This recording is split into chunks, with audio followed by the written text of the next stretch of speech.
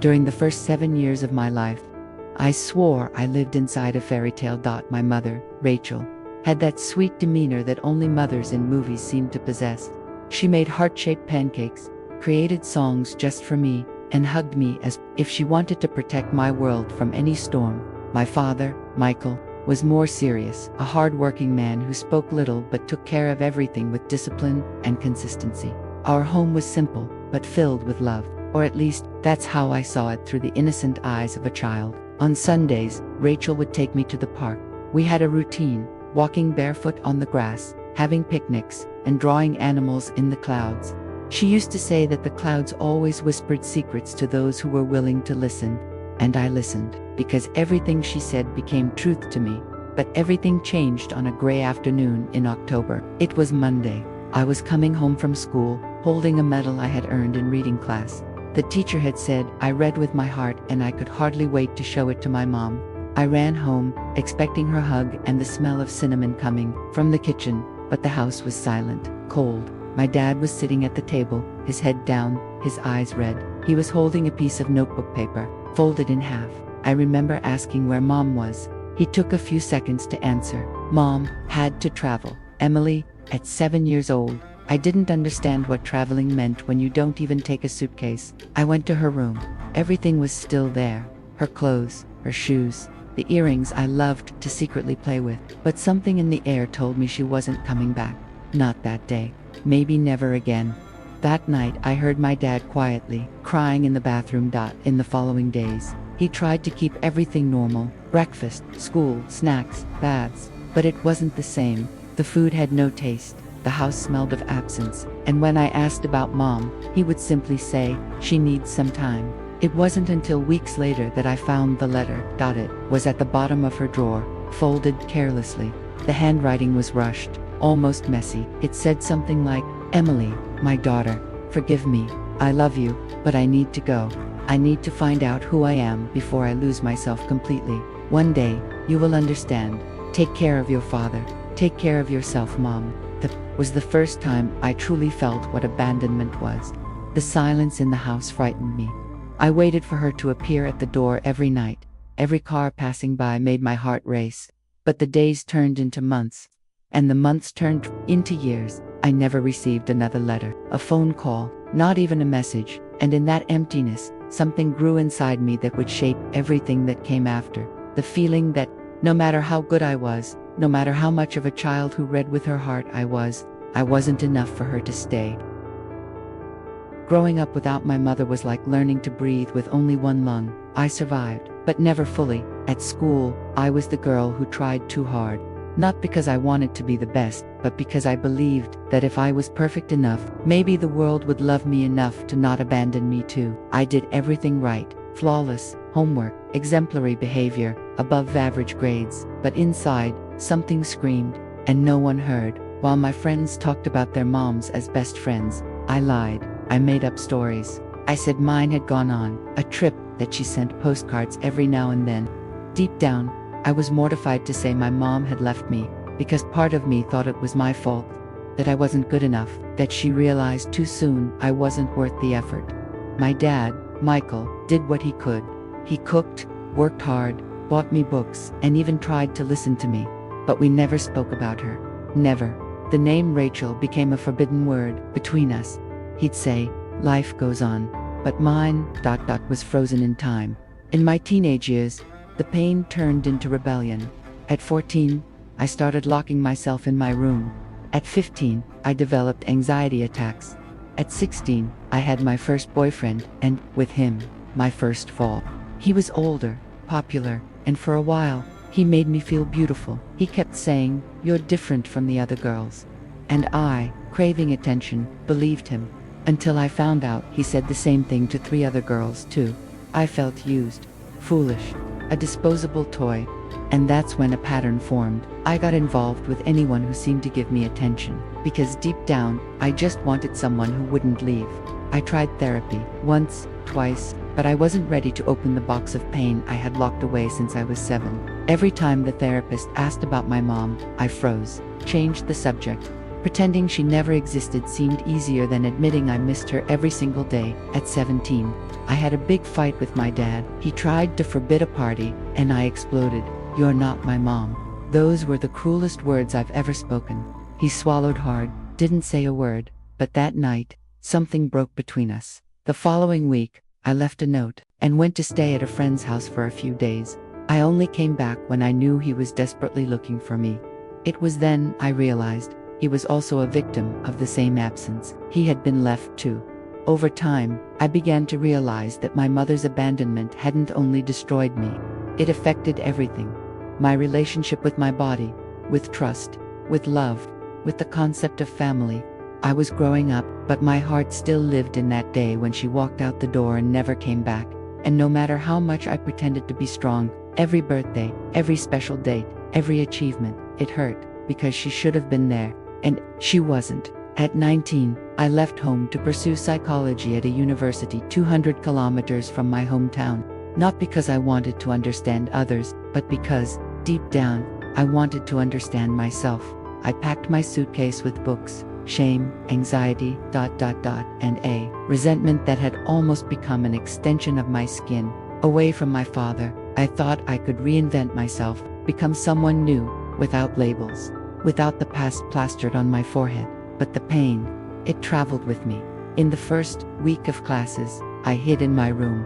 I didn't engage in group discussions. In social circles, I smiled politely, but inside I felt out of place. Until one cloudy September afternoon, I met Liam Carter. He was in the same class, but in a different study group. Tall, dark-haired, with a serene look and a goofy laugh that broke any tension. The kind of person who listens with their eyes, and that disarmed me right away. We slowly became close, first as colleagues, then as confidants, and finally, as something I would take a while to accept, love. With Liam, the conversations went beyond the superficial. He didn't ask me, "What do you do?" but "What makes you happy?" And when he saw me in silence, he didn't pressure me. He just stayed there, present, constant, different from everything I had experienced until then. The first time I slept at his house, I woke up scared in the middle of the night, crying, after a nightmare. I had dreamt that my mother came back, only to tell me she never wanted me. I curled up at the edge of the bed, ashamed of breaking down in front of him, but Liam just hugged me, silently, and whispered, "You don't have to be strong all the time." That was when I realized that love, true love, doesn't require performance. It embraces us as we are, but accepting that love was another story. Inside, I still carried the fear that he would discover who I really was and leave. Too, that's why I sabotaged. I avoided talking about my mother. I said it was a dead subject. Every time he touched on the topic of family, I diverted. I put up a barrier, and he, with all the patience in the world, respected it. But I knew, one day, he would want to understand. It wasn't until our first Christmas together, at his family's house, that something inside me cracked. Liam's mother, Margaret, was everything I no longer remembered having, loving, spontaneous, with that gentle touch only a mother has. When she gave me a simple gift, a handmade scarf, and said, "You're like a daughter to me," my heart exploded. I went to the bathroom and cried uncontrollably. That day, I told Liam everything. The letter, the absence, the anger, the shame. He listened. He didn't say I should forgive. He didn't try to minimize. He just held my hand and said, "You're not what happened to you, Emily. You're what you choose to do with it." In the following months, I began real therapy. I faced the wounded girl who had been living inside me. I wrote letters I never sent. I cried for everything I had kept hidden for years. Liam was there for every step, not as a savior, but as support. And in that process, I was reborn. 2 years later, on a golden late afternoon by the lake where we shared our first kiss, he kneeled. "Emily Sanders, will you let me be your home?" I said yes. But what he didn't know is that, along with that yes, I was about to open the door to a past I swore I'd never touch again. The ring sparkled on my finger like a symbol of a new life. But inside, an old fear whispered, "What if I'm not made for this?" In the beginning, the engagement with Liam felt like a dream. Every detail of the preparations, every visit to suppliers seemed to reinforce that I was finally living what I had always envied in others: a family, a home, a story, without question marks. But it was precisely there, with the dress ordered, the invitations ready, and the ceremony scheduled for September, that something inside me started to crumble. I spent nights awake, staring at the ceiling, questioning whether I was worthy of that love. I caught myself thinking, how can I form a new family if I don't even know where I came from? It was one of those nights, absent-mindedly scrolling through my phone, when I typed her name, Rachel Sanders. For some reason I couldn't explain, I went all the way. For the first time in years, I clicked search with the real intention of finding her. And there she was, a small profile, with few followers, an older woman, graying hair, tired eyes, but unmistakable. It was her. Vague posts, many religious images, phrases about forgiveness, rebuilding, faith in better days. She now went by a different last name, Rachel Monroe, and lived in a town 3 hours away. My heart raced, as if I were 7 years old again. I started to scour everything, post by post, photo by photo. I found out that she worked at a small coffee shop, was part of a support group for women in emotional recovery, and posted excerpts from books on mental health. In one of the photos, she was holding a brochure about overcoming family abandonment. My mind spun like a whirlwind. This didn't seem like a woman who just wanted to abandon everything out of selfishness. It seemed like someone who had suffered. But what hurt the most was the silence. She knew how to use the internet. She knew how to write. She knew how to find me. And she never tried. Or did she try? And someone stopped her. That's when I started to suspect. The following night, I sat down with my father and asked, "Did you know where she was all this time?" He closed his eyes, took a deep breath. The answer took too long. Yes. The word hit me like a punch in the stomach. He knew. All these years, he knew. Why? Why didn't you tell me? Because she left you, Emily. And I didn't think it was fair for her to come back whenever she wanted. He explained that, months after her disappearance, Rachel had made contact. She was in a psychiatric clinic. Diagnosis: severe depression with psychotic episodes. She said she had to leave because she thought she was putting my life at risk. And when she started to improve, it was too late. My father had already decided to protect me with silence. I thought it was the best thing for you. But at WASN T. The revelation shattered me. Not just because of everything I had lost, but because I realized that my mother's abandonment was more complicated than my heart had allowed me to accept, and that my father, even with good intentions, had chosen for me, chose to hide, chose to erase part of my story. In the days that followed, I became a walking wreck. Liam noticed. He asked if I wanted to postpone the wedding. I said no, but I was lying. Not because I didn't want to marry him, but because, at that moment, I no longer knew who I was. It was as if everything was cracking beneath my feet. A month before the wedding, I wrote a letter to my mother, Rachel. It's strange to call you that, but that's how you exist in my life. A name, a trace. I saw your profile. I saw your photos, your texts, your attempts. And I don't know how to feel. I don't know if I hate you, or if I still love you. But I'm getting married. And maybe you should know. Emily, I didn't send it, but I left it there, saved in the email draft, as if preparing my heart for the unpredictable.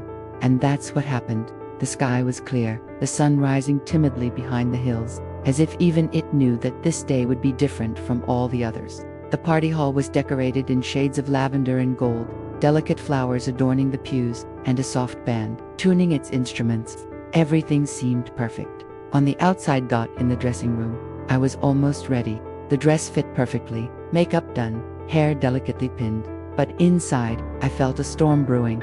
Since I discovered my father had known about her existence, nothing had fallen into place. I kept dreaming about the door opening and her appearing, and then I would wake up crying, guilty for wishing it. I was trying not to think about it when there was a knock on the door. Emma, my maid of honor and best friend, entered with a pale face and a strange expression. Emily, there's a woman outside. She says she's your mother. The ground disappeared. What? She doesn't want to come in. She's standing outside by the gate, alone, with a suitcase. She looks destroyed. My hands trembled. I looked at myself in the mirror and saw my face, but I didn't recognize it. It was like I had become the 7-year-old girl again, waiting for the door to open. I took a deep breath, took off my shoes, and stepped out. Outside, she was there, older, graying hair, thinner body, eyes full of tears. She didn't look like a threat. She didn't look crazy. She didn't even look like a mother. She looked like a lost soul, trying to find a piece of herself. "Emily," she whispered. "I didn't expect to be welcomed. I don't deserve it, but I had to try." We stood in silence for long seconds. The world around us seemed to freeze. My heart beat so loudly that I felt like I might throw up. "Why?" I managed to ask. "Why did you leave? And why only now?" She kneeled, right there, on the ground. "Because I was sick, daughter, very sick. I heard voices. I thought I would hurt you. I thought I was a monster. And running away was the only way I could think of to protect you." Tears streamed down her face like a delayed confession. Her words came out in stumbles, as if they hurt. "I was hospitalized for months. I tried to kill myself twice. But what stopped me was you, your photo, your laugh, everything I remembered about you. But when I got better, it was too late. And your father didn't want me to come back." That crushed me, because now I knew it was true. She pulled something wrapped in an old cloth from her bag. This stayed with me the whole time. It was a drawing, mine, a childish doodle with 3 stick figures holding hands, me, Mom, and Dad, written in crooked letters. She kissed the paper gently, as if kissing a memory. "You've grown. I lost everything, but I'm here, not to invade your life, just to look into your eyes and say, forgive me." At that moment, something exploded inside of me. Anger, pain, love, hate, longing. She was here, no longer a memory. She was real. And everything I had wished for 18 years was standing right in front of me. But at the same time, everything I had built to survive was also at risk. Do you have any idea what you've caused? How many times I've felt unworthy, how many relationships I sabotaged, how many nights I cried alone. You left, and I had to become a woman with no one to teach me how. She nodded, didn't try to justify herself. She just cried. "I know, and I'll never be able to fix it, but I needed you to know. You were always the only good thing I ever did in my life." Emma stepped closer. "Do you want her to come in?" My chest tightened. I didn't know. Part of me wanted to run. Part of me wanted to hug her. Part of me wanted to scream. But I said, "Not now. Give me some time." And she nodded. "Number, drama, no plea." She simply said, "I'll wait, as long as it takes." She turned, walked slowly down the dirt road, and disappeared around the bend, just like the first time. But now, something was different. This time, she had left something behind, truth, and maybe it was the beginning of some healing. After she left, again, I stood there, barefoot, on the damp grass covered in morning mist, in my perfect wedding dress, and my heart was completely shattered. I returned to the dressing room with heavy steps. Emma followed me in silence. When I closed the door, my soul collapsed. I cried, but it wasn't the pretty movie cry. It was ugly. It was real. It was the cry of a woman who had spent her entire life trying not to feel, and who now could no longer hold it in. My bridesmaids asked if I wanted to postpone the wedding. The wedding planner suggested waiting. The band outside kept playing soft tunes, unaware of the storm raging inside me. Liam didn't know anything yet. I picked up my phone. I thought about calling. I thought about running away. I thought about everything except walking into that ceremony as if nothing had happened. That's when my father appeared. He entered slowly, with his eyes down, and for the first time in a long time, I saw a broken man. "She came?" he asked. I just nodded. He sat next to me. For long minutes, neither of us said anything, until I broke the silence. "Did you know she was trying to come back? Why didn't you tell me, Dad?" He didn't answer right away. He just ran his hands over his face, trying to pull himself together. "Because I was scared, Emily. Scared that she would hurt you again. Scared to see everything we built come crashing down. I thought I was protecting you. But you weren't. You took away my chance to choose." He lowered his head. "I was wrong. I failed you. I was your father, mother, educator, driver, cook, But I wasn't honest, and no matter how much I tried to justify it, I took something from you that was yours by right." His words fell like sharp blades. True, painful, necessary. I sat there, staring into nothingness. I wondered what forgiveness really meant. because I'd heard so many times that forgiving is freeing yourself from pain. But how? How do you forgive a mother who abandons her daughter for almost 2 decades? How do you forgive a father who hid the truth? How do you forgive yourself for still wanting that mother around? I closed my eyes. I remembered the times I cried alone in the bathroom at college, the panic attacks, the relationships I sabotaged because of my fear of abandonment, how I hid behind good grades, organization, control, all of it, because of that unhealed wound. And then, I remembered what Liam once told me. Forgiveness isn't always fair, but sometimes, it's necessary. I didn't know if I was ready, but in that moment, I realized that moving forward didn't mean pretending nothing had happened. It meant acknowledging that the pain existed, but that it no longer needed to dictate every step of my life. Minutes later, I stood up. I looked at myself in the mirror, wiped off the smeared makeup. I looked into my own eyes, and for the first time, I saw a whole woman, scarred but whole. Emma smiled faintly. Are you going to marry with peace in your heart? Not peace, but in motion, and that's enough. I walked into the hall with a tight heart, but the decision made. Liam was at the altar. When he saw me, he smiled as if the world had stopped, and in that smile, I found my footing again. The ceremony began. The pastor's words spoke of love, commitment, and choice, and each word echoed in me like healing. In the end, before the vows, I asked to say something. I held the microphone with trembling hands. Today is the most important day of my life, and it carries much more than flowers, rings, and smiles. It carries a story that began with abandonment, but ends with forgiveness. The room fell silent. My mother was here today, and my father confessed a truth he had kept for years. Both of them hurt me. But today, in front of all of you, I choose to forgive. My hands shook, my eyes filled with tears, but my voice did not falter. Because I don't want to build a new family carrying the ghosts of the old one. Because I deserve freedom, and because love needs to win. The ceremony ended with tears, hugs, and a lightness I never imagined I would feel that day. Not because everything was resolved, but because, for the first time, I was no longer bound by anger. I had made a decision that depended on no one but me, to choose forgiveness as the starting point, not the ending point. Rachel didn't attend the party. She wasn't invited. But she knew, through a message from me, that I had spoken about her, and that, in some way, that was the beginning of something. In the following months, we began to talk, slowly, first through short messages, then through calls. I set boundaries, and she respected all of them. She never pressured, never demanded anything.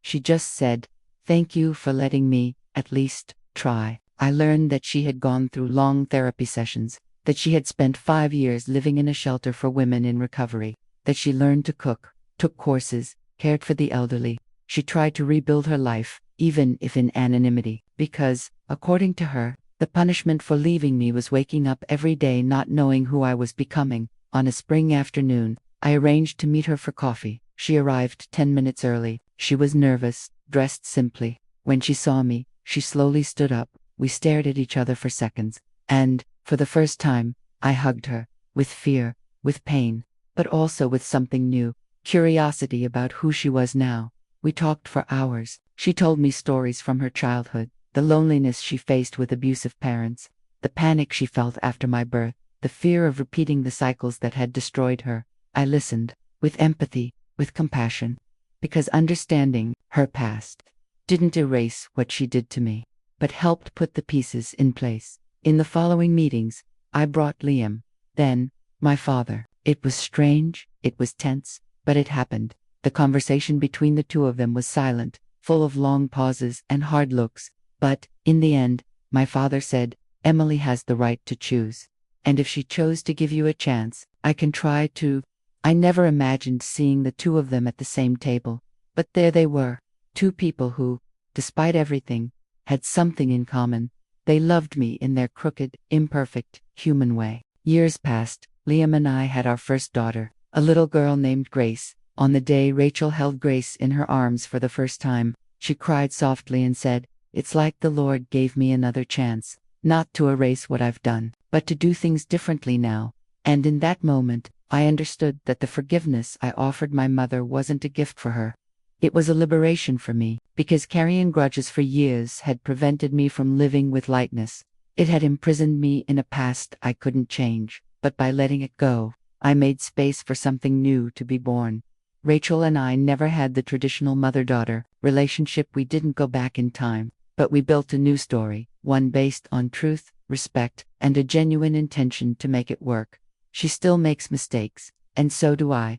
But today, we look at each other, and we know we chose to try. Epilogue. For those who carry grudges, perhaps you're watching this story with a weight on your chest. Maybe someone hurt you, left you, betrayed you, and you swore you would never forgive. I understand, but I want to tell you something that changed my life. Forgiveness is not about forgetting. It's about stopping yourself from being hurt by what's already past. It's about making space for new stories to exist. Not every reunion needs to happen. Not every bond is meant to be restored. But forgiveness can always free you.